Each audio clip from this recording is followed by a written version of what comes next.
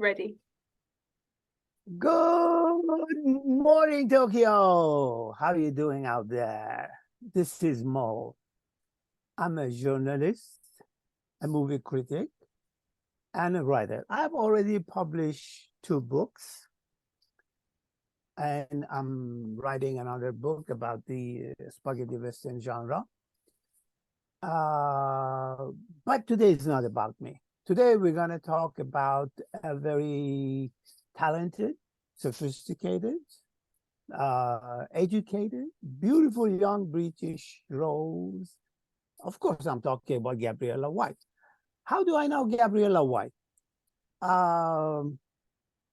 We covered the Tokyo International Film Festivals for many years, and that's how we met, because we both liked movies and Indian food. We sometimes go have Indian food. Oh, I forgot to say, I sometimes work for NHK and the BBC, London BBC. Anyway, it's not about me. As I said, it's about Gabriella today. And I heard about her journey into the music scene, her adventures, and I'm sure it would be very interesting. So, Gabriella, how you doing?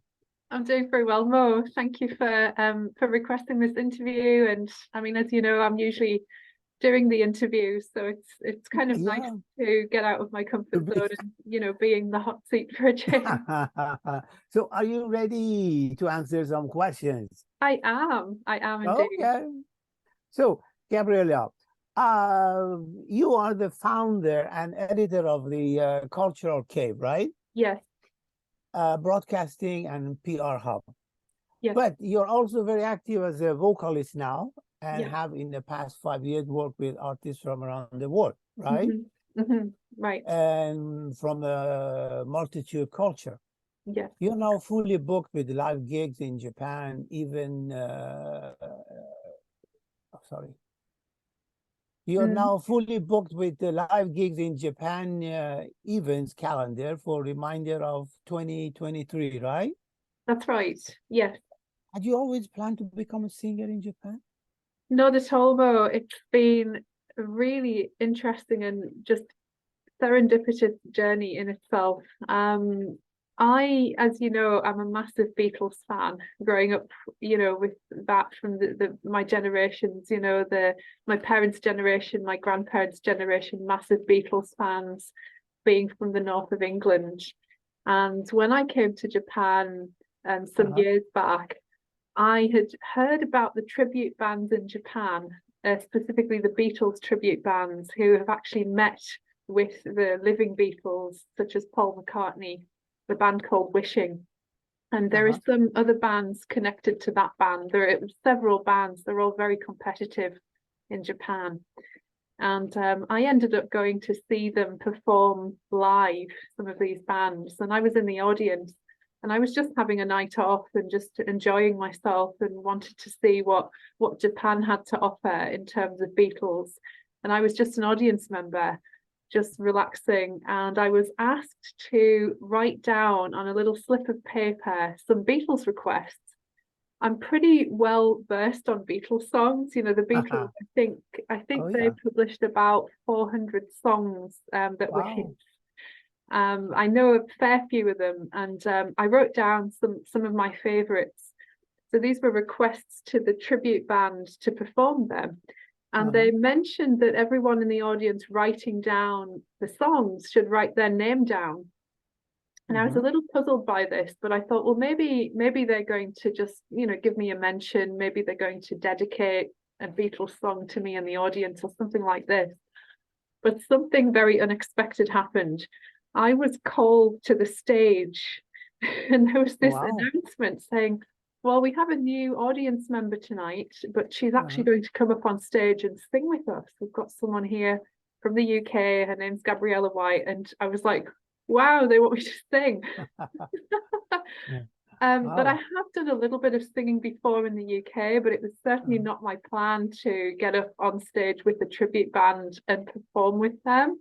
But I gave it my all when I got up on stage with them, and there was no going back after that. I was going back every week singing with them, and I kind of just slipped into this role of guest performer in Tokyo. Wow. So it was pretty unexpected. Yeah, and I'm a Beatles fan too. Uh-huh. So you were singing with Japanese tribute band, right? Yeah. How long were you doing that? So I was doing that for a couple of years. So we're going back to chronologically 2018. So 2 years before the pandemic, of course, and then the world changed after that. But for a good 2 years, I was a regular guest singer. Wow. Well, I know that there were posters appearing everywhere last year because you were commissioned by the world famous Lennon Bar in Kyoto, right? That's right, in Last year you Kyoto. started, yeah, in Gion, Yeah. the famous entertainment quarter, and you were well received, right? Yes. Can you tell us something about that?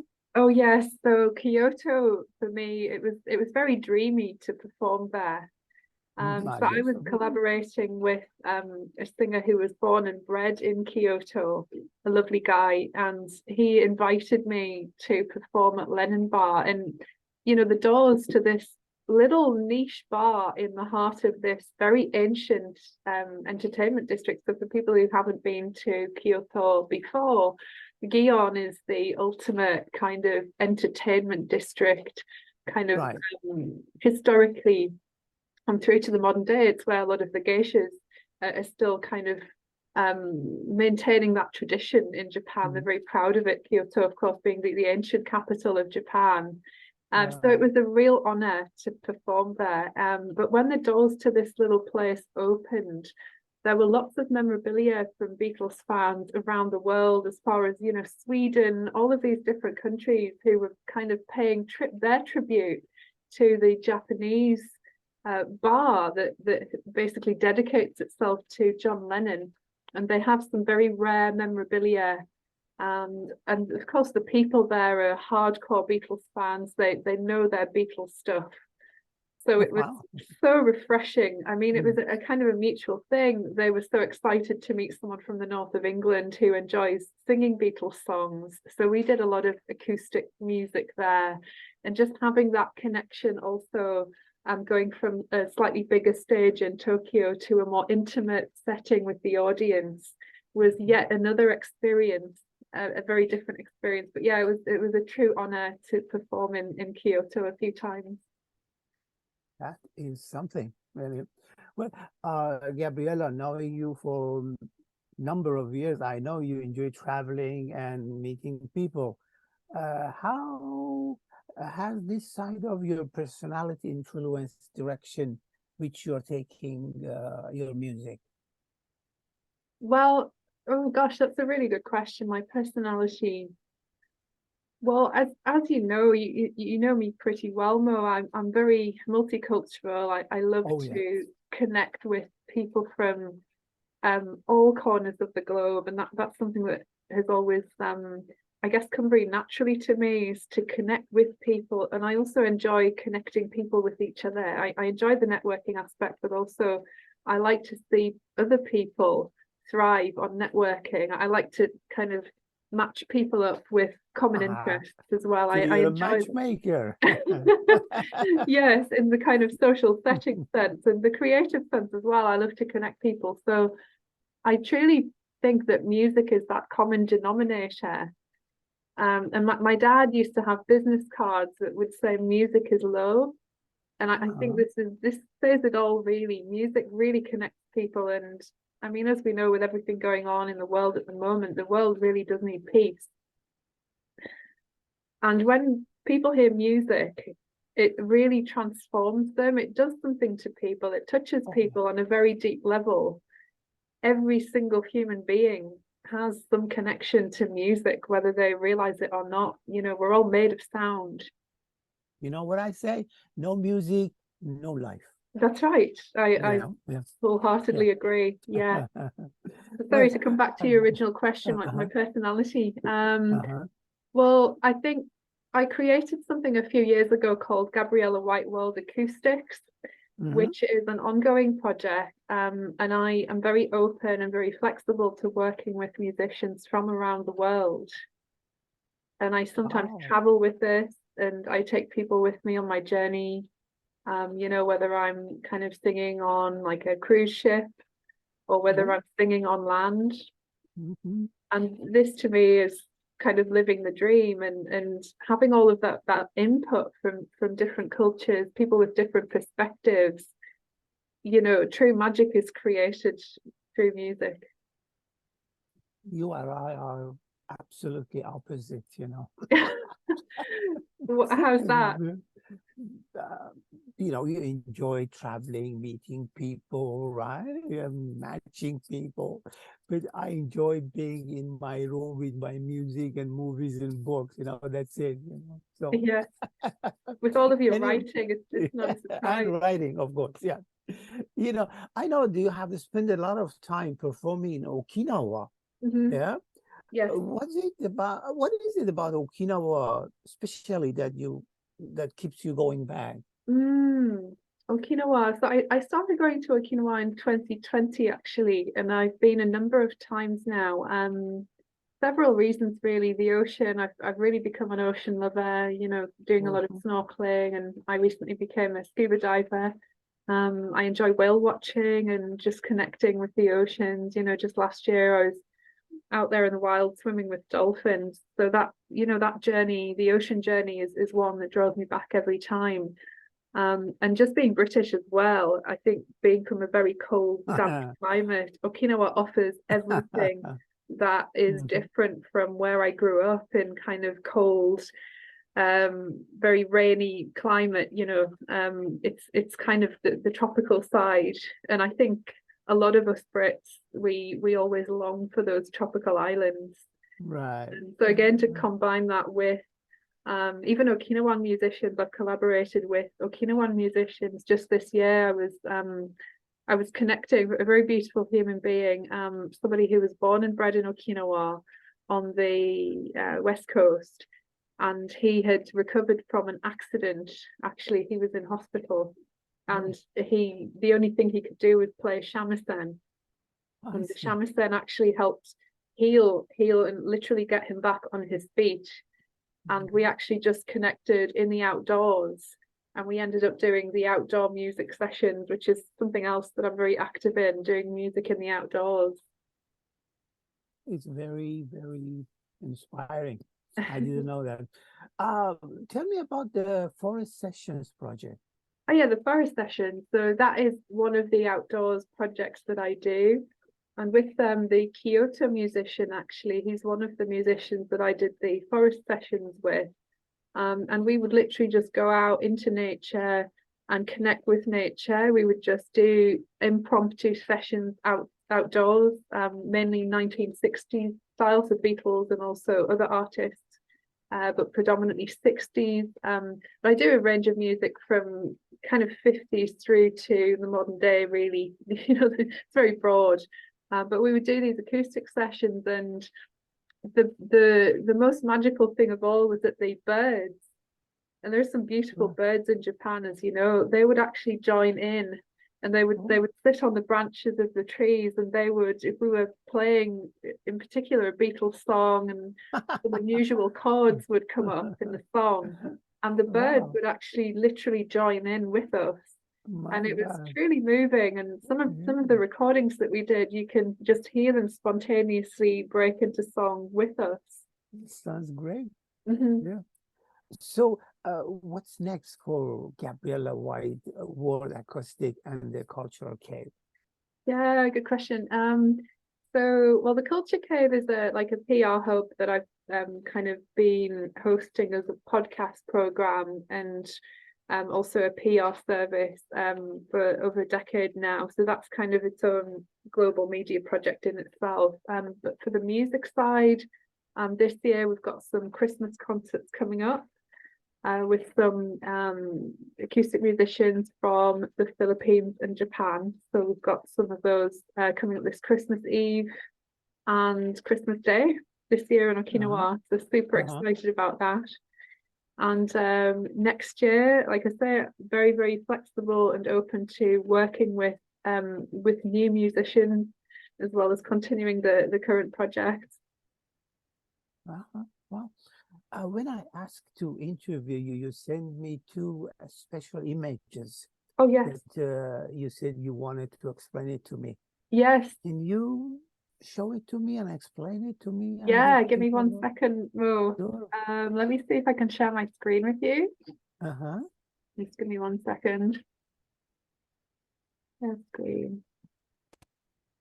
Okay, here we go. Can you see this one? Ah, yeah. Yeah, so What is this? this is, believe it or not, this is my voice. Your voice. It is. Oh, So yeah, another aspect of the kind of music and sound that I'm involved in. I did a lot of sound healing training. So, you know, sound is a healing device. uh-huh. And I was working with a guy from the UK who is a scientist of it's an instrument called the cymoscope. Mm. Now, the Wow. cymoscope actually captures, it makes sound visible Uh-huh. through water as a medium. So basically, sound or a voice or a song is projected onto water of the cymoscope instrument, Uh-huh. and it's then captured as a video image. And stills can also be taken from these videos. So what you can actually see here is my voice mid-song. And what tends to happen is when you're in the middle of a song, and you start to, you know, hit all of these different chords, beautiful formations start to come up on the cymoscope, and they're usually symmetrical, but they have different number significances. So this is a 14-fold image that you see here, kind of like 14 petals, let's say. Mm. Mm. I don't know when, I'm sorry. Everybody's gonna have a different image of it, right? If I sing, which I cannot, it's gonna be something different, right? That's right. So everybody has a unique DNA voice signature, just like we all have unique DNA. Wow. Oh, that is wow. It's the first time I hear something like it's very, very interesting. Yeah. So it's Anything something I'm else very you? passionate about, Mo. Really, Uh-huh. it's a new kind of element to music that I Yeah. wasn't aware of either, but the scientists go into the theories as well, and this has been scientifically proven now that sound did come before light in the history of the universe, and they've actually proved now that sound came first, which of course in religious texts across the board, you know, the word came first. You know, this is in the Christian Bible. It's in many different literatures of religions when you dig deep into them. That the sound was the word of God, you know, some may call it, but it came before light. It's also Right. been scientifically proven now that sound can be transformed into light. Mm. And I guess they have a special things to record this. How do they do this? Yeah, so the cymoscope instrument, you have like a layer of water, and what basically happens is the water molecules themselves start dancing into music. They actually dance to the music, let's say. Wow. It's pretty cool, right? And It is, yeah.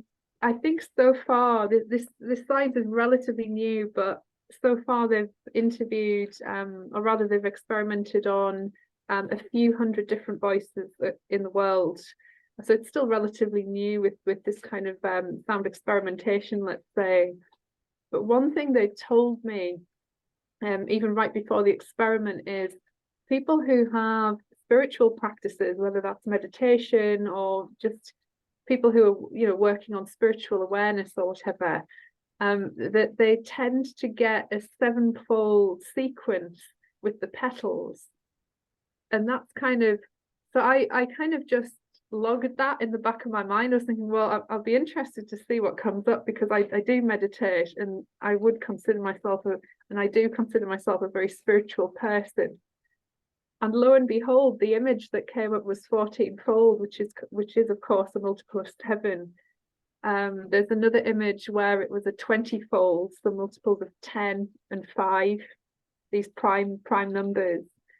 And they said this happens in about, I think 7-fold happens in about 4% of cases, and then 14-fold is even rarer. But like I say, everybody has their own unique DNA voice signature, but certainly very, very interesting that mine does fall in line with the spiritual practitioners, because it makes total sense in alignment with what I do with meditation and yoga. One dumb question, Gabriella. Does it somehow help with your singing? Could you say that again, Mo? I mean, this image, this thing, what they do with what you said, does it somehow help you in your singing, or it just You know, it's a good question. I think, to be honest, it inspires me that I'm on the right path. And I know that might sound strange, but this image, it really, it's almost like God speaking to me. That's how it feels, you know, because we all have you know, something that speaks to us, and for me this is it. You know, we're all aligned, we're all made of these crystallized formations. This is what we're made of. This is a reflection of ourselves and the sounds that we produce. Wow. All right, you want to show us the other one? Sure, give me 1 second, Ro. I'll just for now I'll just stop this screen share and I'll get the other one. I'm curious to know, in the meantime, what your immediate reaction to seeing this image was. What were the first things that you were thinking? To be honest, it's all Greek to me. All Greek? You know, but it's very fascinating.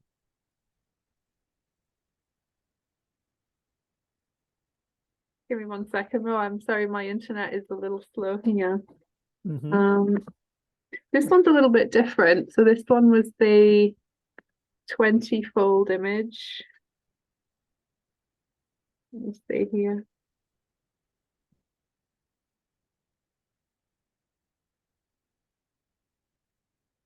Can you see this one? Yes. Yeah, it's okay. And can you tell us something about this? Well, this is a 20-fold image. So we're looking at multiples of 10 and then 5. But it's more striking in a sense than the other one, because it's kind of a sharper image. I mean, to me, it kind of almost reminds me of perhaps a chrysanthemum.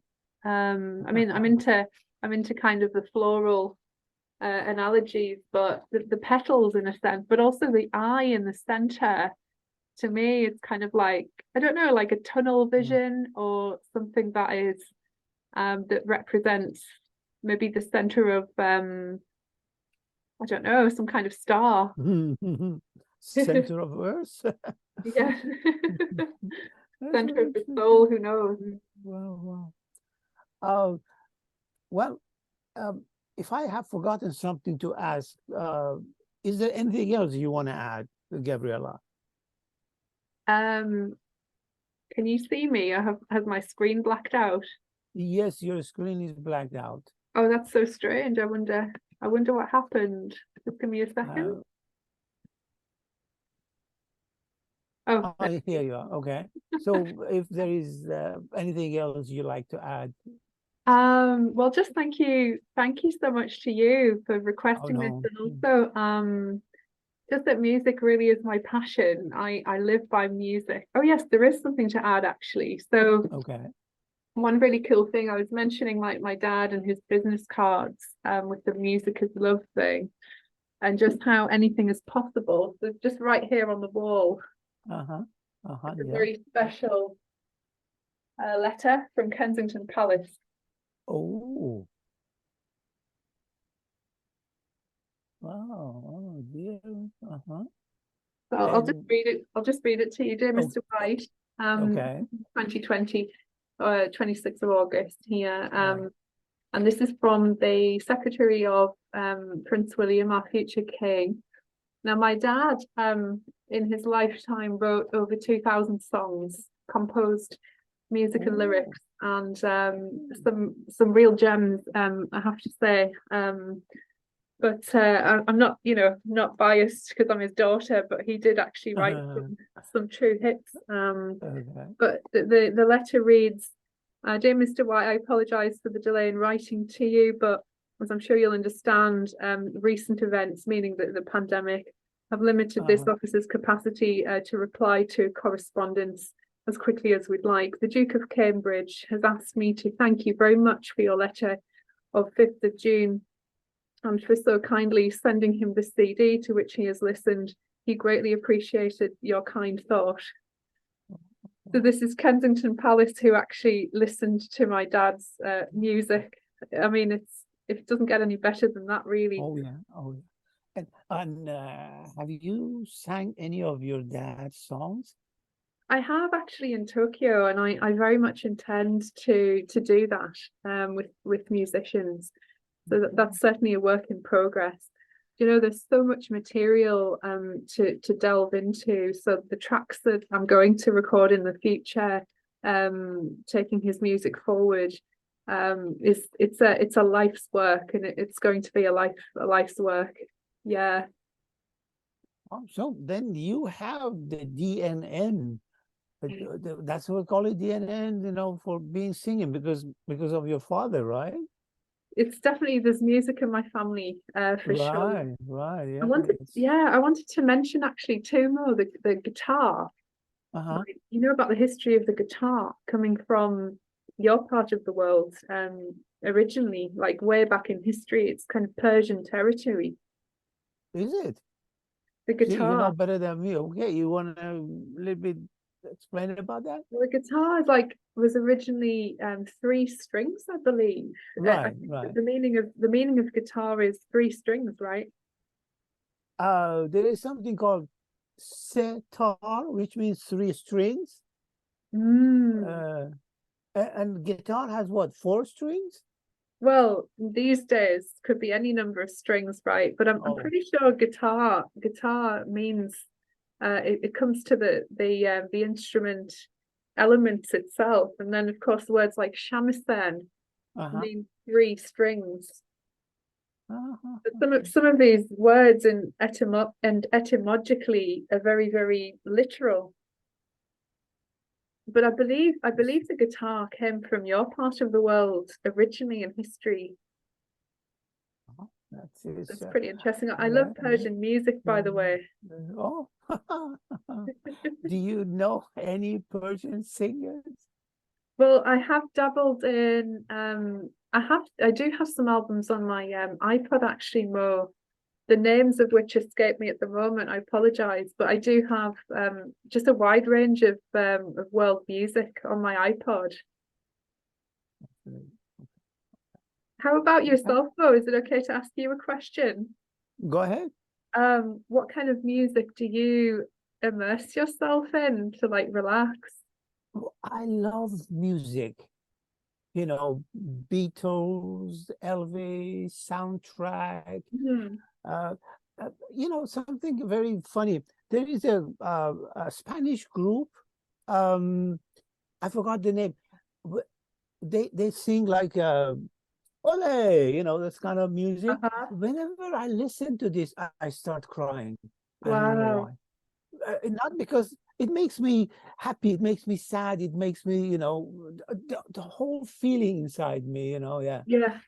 So I cannot live without music. At least I have to listen 1 or 2 hours a day to music. Yeah. Yeah. So Yeah. I'm the same, Mo. Like wherever I go, it's there in the background, or I'm singing or something. But I'll just to complete this little segment, I'll just finish reading this to you. As the letter continues from Kensington Palace.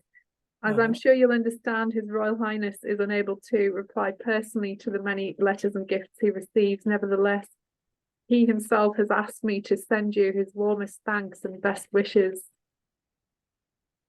And you know, it's got my dad's name at the bottom here, the recipient of the letter there. Yes, yes. Yeah, so I think the real takeaway from this is the continuation of the beloved Princess Diana, who I'm such a fan of. You know, it's always a moving thing, even to talk about her, but she was such a saint, that woman. She was a lady. She really was, and yes. She has a special place in my heart. I actually share my birthday with her. Oh, really? I do. Oh, 1st of July.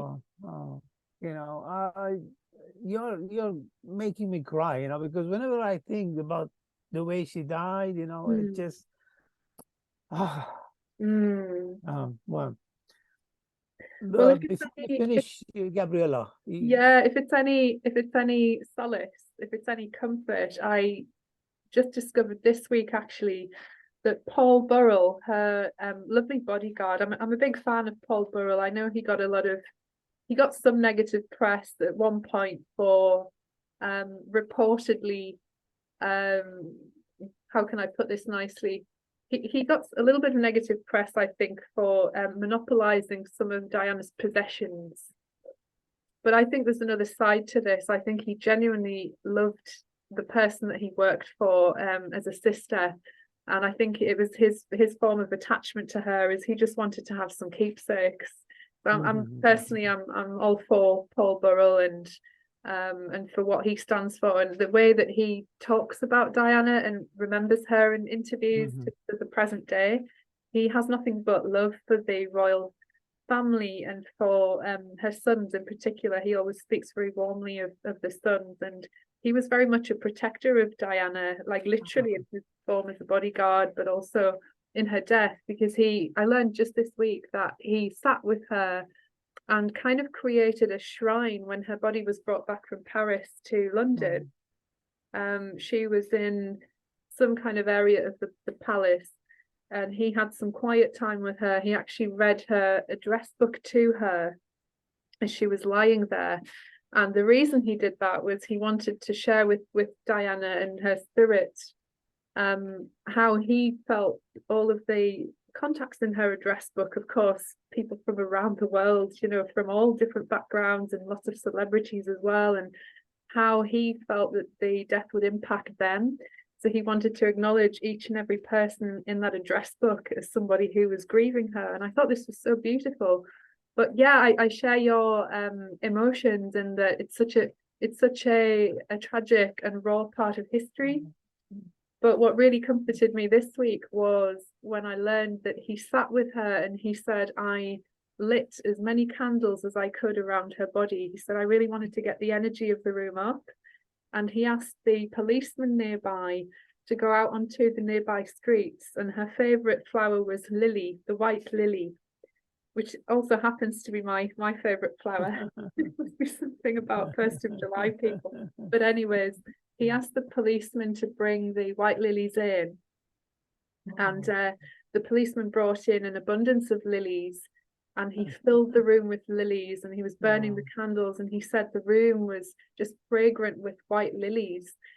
And I thought this was such a very poignant way to celebrate her, and it really gave me some peace, actually, that he gave her a really beautiful send-off. Well, Gabriella, I have to thank you for the interview, and I have to say that you are a kind of person that always see the full half of the glass. You see always the positive side of the people, because I know lots of people, they always see the empty part of the glass, you know, and they always see the negative part. But you always give us, you know, a positive energy, and I thank you for that. No, thank you, Mo, and you also, actually. That's probably why we get on so well. I hope so. Okay. Thank you, Mo. Thank you. So thank you for your time today and for suggesting this, and I will see you soon. I hope so. Yeah. Thanks, okay. everyone. Yeah. If you turn it off so that I can This. I think what'll happen is, yeah, when we hang up the call, it'll wrap up automatically, I think, so that Oh, we you can. cannot just turn it off, no? So I can end the call, and I think it's gonna send the broadcast after that, for everyone to see. So Oh, thank you for watching, everybody. You're watching The Culture Cave, and Mo Raasti, who has spent a wonderful morning with us. Thank you, Mo, and I'll have a beautiful Friday. you too. Bye. Bye. Bye. Bye. Merci. Merci beaucoup, madame. Oh, mademoiselle, sorry. Bye. Bye.